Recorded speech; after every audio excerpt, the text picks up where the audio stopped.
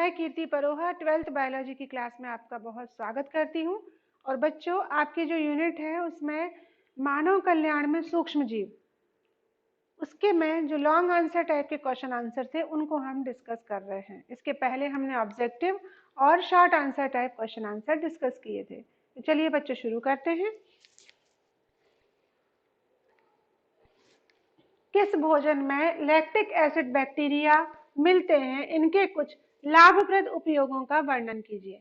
Lactic acid bacteria किस में मिलेंगे? जो भी दूध से रिलेटेड, मिल्क से रिलेटेड चीजें हैं, जैसे दही, चीज या पनीर, फिर संवर्धित बटर, सॉसेज, अचार आदि में ये मिलते हैं।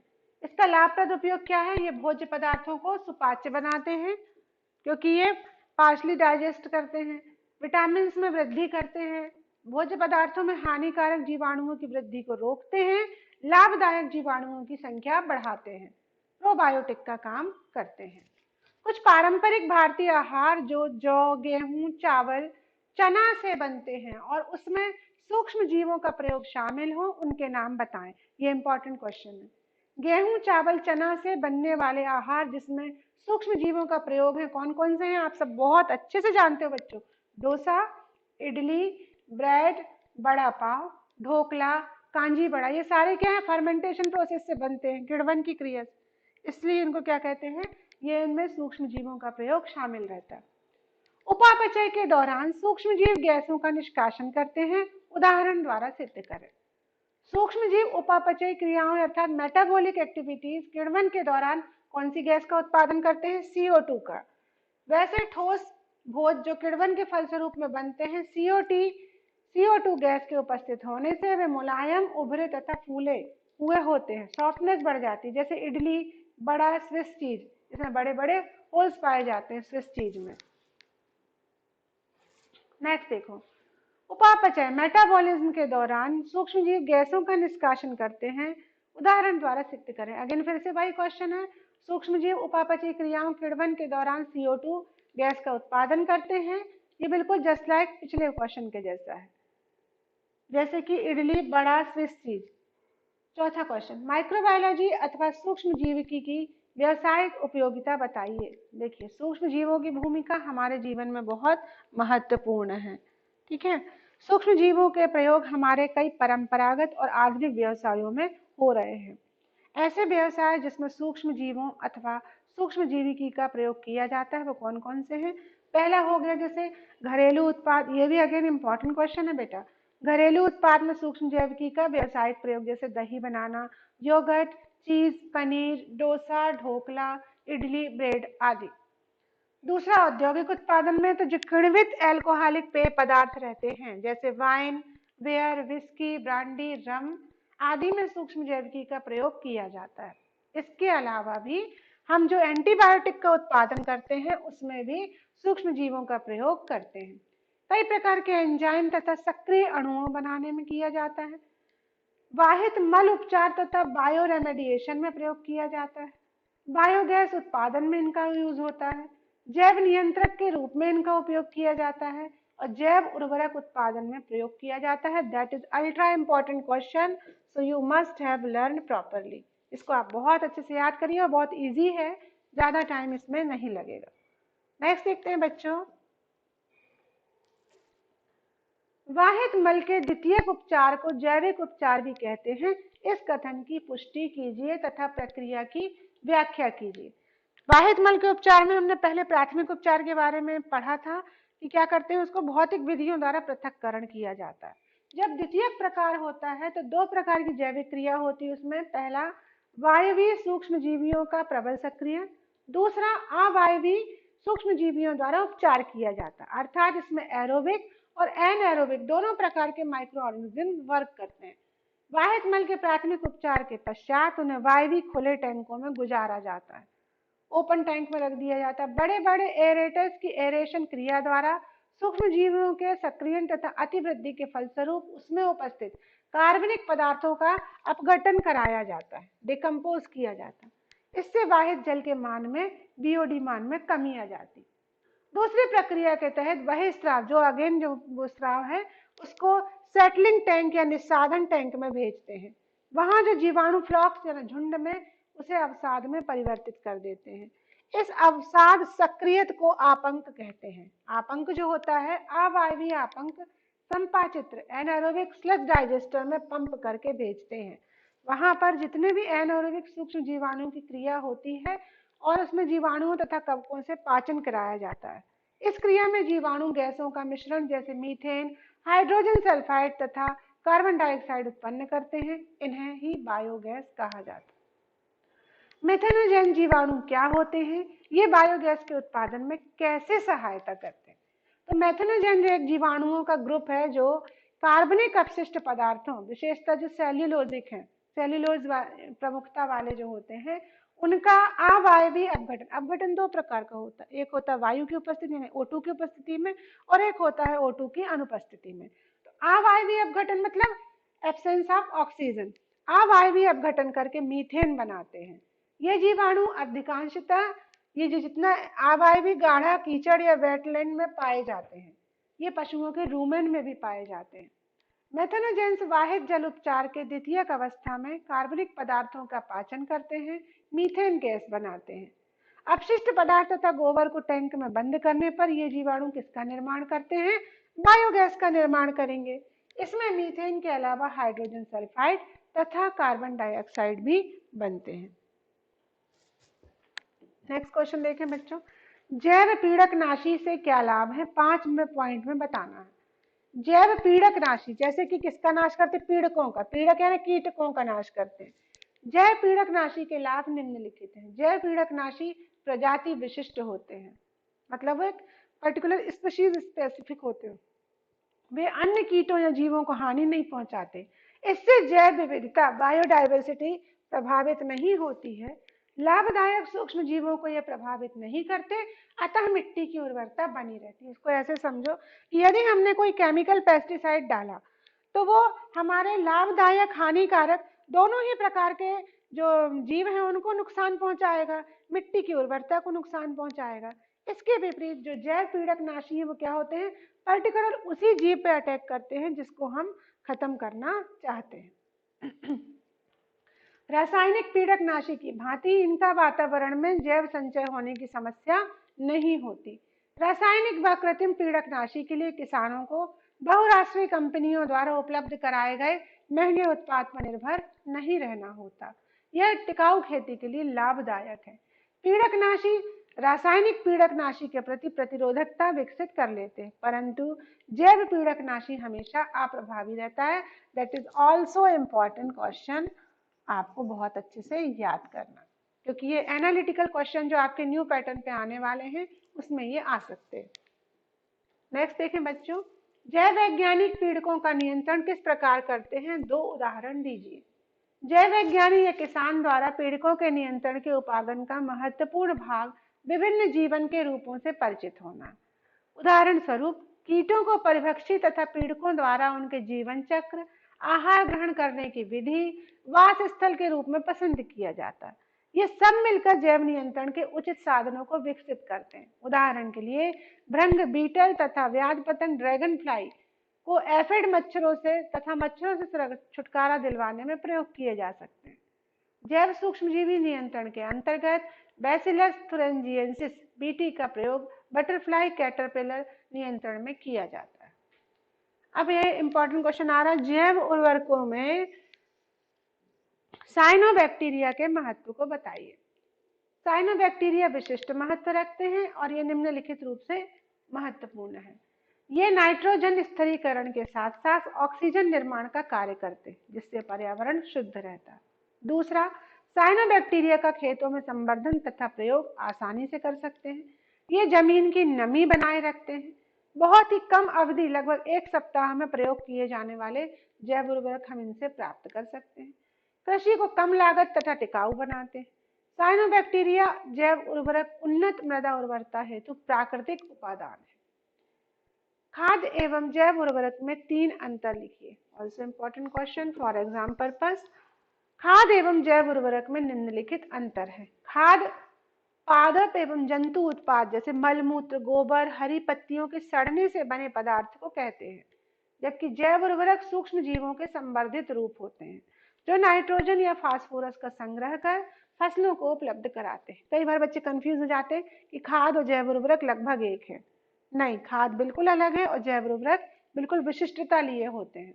खाद के उदाहरण है कंपोस्ट या फार्म उत्पाद खाद, जबकि जैव उर्वरक के उदाहरण है नील हरित शैवाल संवर्धन, ब्लू ग्रीन एल्गे को बनाना, राइजोबियम संवर्धन आदि।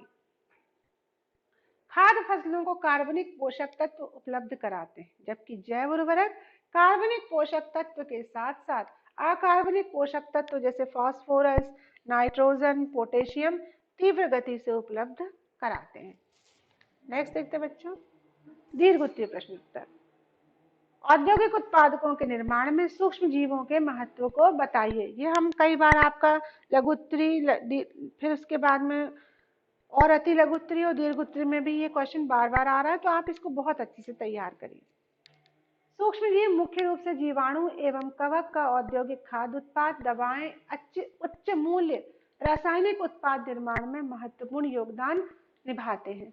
सूक्ष्म जीवों के महत्व को निम्न 5 बिंदुओं में समझ सकते हैं। पहला, किण्वित पेय का निर्माण। यीस्ट द्वारा किण्वन अपनाकर कई प्रकार के फर्मेंटेड जो लिक्विड है उनका निर्माण सदियों से होता आ रहा है, जैसे शराब, बियर, विस्की, ब्रांडी, रम आदि उत्पादों का औद्योगिक उत्पादन किया जाता है। साथ में इसमें अल्कोहल वगैरह भी प्रोड्यूस होते हैं जो इंडस्ट्रियल लेवल पर यूज होते हैं। डेयरी उत्पाद, लैक्टिक एसिड किण्वन का प्रयोग करके डेयरी उत्पाद जैसे चीज, दही, पनीर आदि बनाए जाते हैं। लैक्टोबैसिलस जीवाणुओं को बहुत सदियों पूर्व से ही अच्छे से जाना जाता है। इसके अतिरिक्त जैसे ल्यूकोनास्टाक, पेडियोकॉकस, स्ट्रेप्टोकॉकस का भी प्रयोग किया जाता है। इसके बाद जीवाणु काय में, सूक्ष्म जीवाणु काय में काम आ रहे हैं, दवा एवं एंटीबायोटिक के निर्माण में। सूक्ष्म जीवों का प्रयोग विविध रोगों के उपचार हेतु एंटीबायोटिक बनाने में किया जाता है।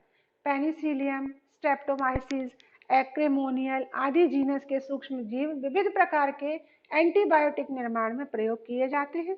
पहले इन सूक्ष्म जीवों से प्राकृतिक किण्वन द्वारा एंटीबायोटिक प्राप्त किए जाते थे, परंतु अब सेमी सिंथेटिक या सिंथेटिक तरीके से भी एंटीबायोटिक बनाए जा रहे हैं जो प्रभावी हैं। स्ट्रेप्टोमाइसिस जीनस की कई प्रजातियों से कई एंटीबायोटिक जैसे एरिथ्रोमाइसिन, स्ट्रेप्टोमाइसिन, टेट्रासाइक्लिन, वैंकोमाइसिन आदि प्राप्त किए जाते हैं।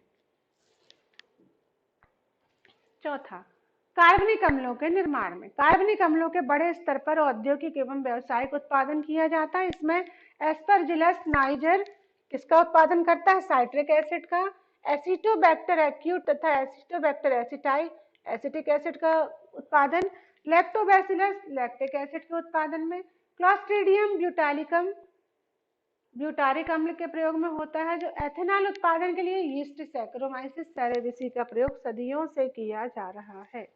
इसके बाद आता है एंजाइम प्रोडक्शन, एंजाइम उत्पादन में सूक्ष्म जीवों का प्रयोग विविध प्रकार के कार्यों जैसे खाद्य संसाधन, संरक्षण, अपमार्जक, चमड़ा उद्योग, कागज उद्योग में संपादन हेतु जो एंजाइम्स लगते हैं उनके उत्पादन में किया जाता है।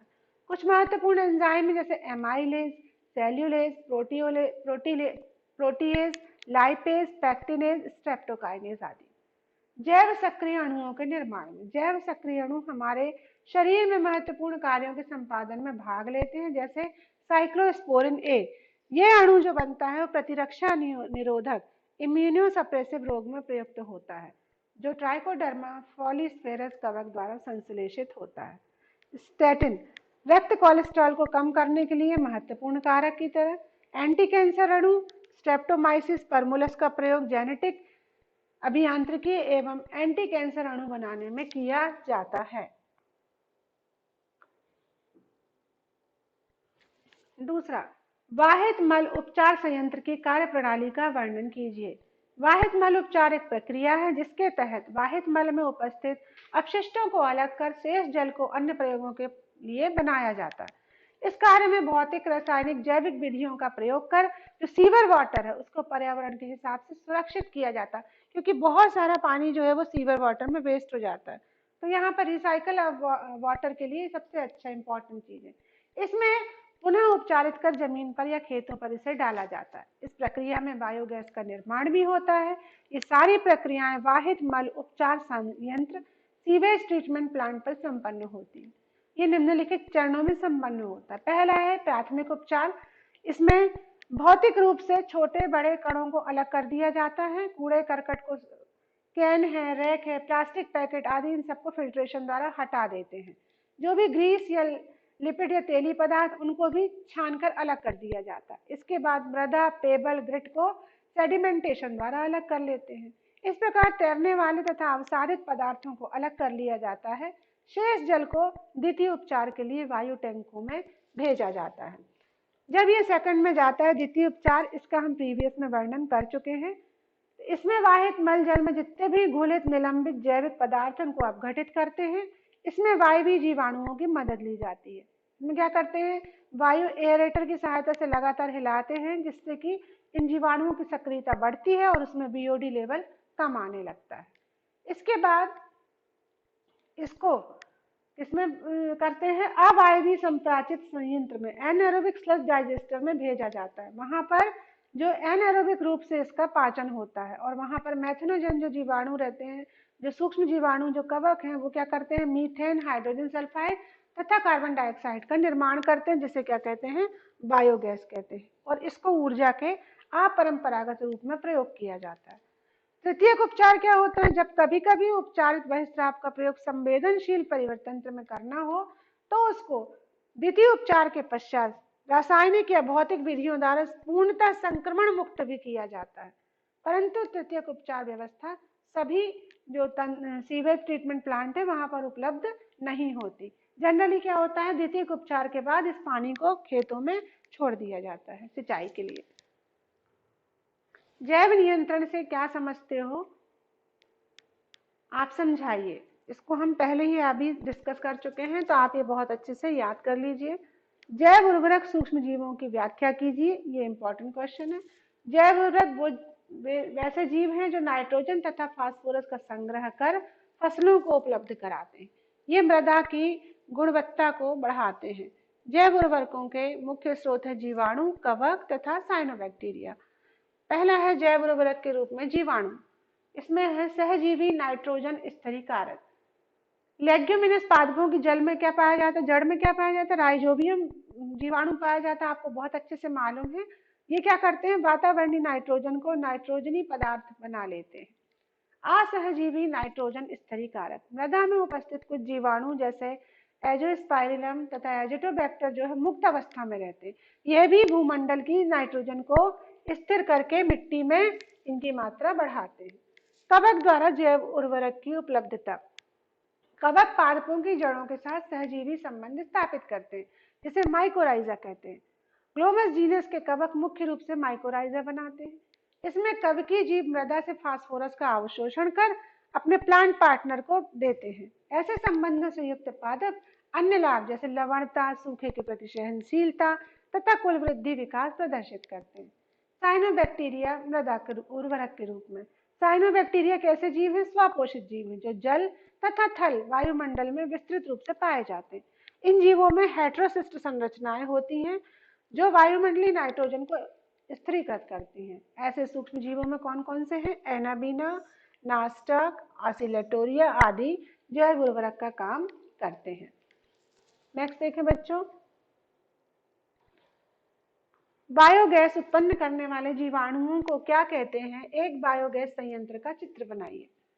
बायोगैस एक प्रकार से गैसों का मिश्रण है जो सूक्ष्मजीवी सक्रियता द्वारा उत्पन्न होती है तथा ईंधन के रूप में प्रयोग किया जाता है। बायोगैस ऊर्जा का एक अपरंपरागत, स्वच्छ तथा सुरक्षित स्रोत है। आप सब बहुत अच्छे से इनके बारे में जानते हैं क्योंकि 10th में आप बायोगैस संयंत्र को बहुत अच्छे से बना चुके हैं। इसमें क्या होता है, फर्स्ट टैंक जो होता है उसमें गोबर जो भी जैव अपशिष्ट है उसको जल के साथ मिश्रित करके डाइजेस्टर टैंक में भेजा जाता है।